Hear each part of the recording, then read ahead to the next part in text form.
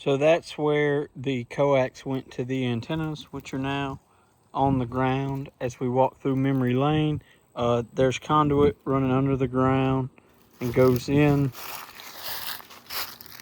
right there at the corner under the trailer.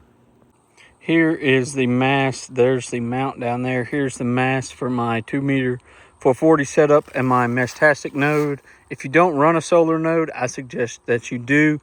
Even though there's not much Meshtastic around here, you never know what you'll pick up from an airplane overhead. And that is an MFJ, just mobile antenna right there with a ground plane kit on it. Self-tapped. Yes, sir. Right into that mast. The air conditioning's on right now, so that's that noise. Sorry about that. But this was the window pass-through that I built for these coax lines, and this was for an antenna rotor when I had a 10-meter beam up. But yeah, that's real simple. This is just butcher block fit into the window frame. It's real dirty, excuse that. But yeah, that's all it takes.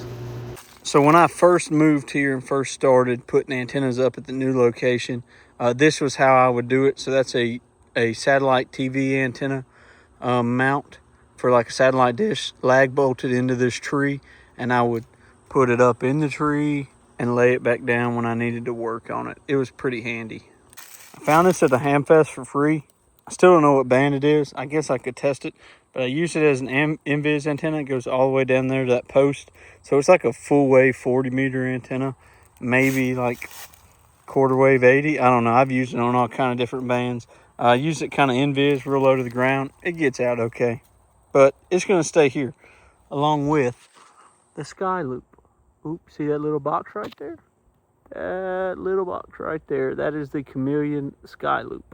So this is the antenna mast that the Antron 99 is on. There's a few of the ground plane radials and the top radial.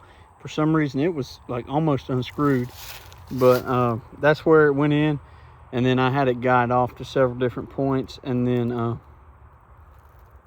that is where the 2-meter 440 mast went.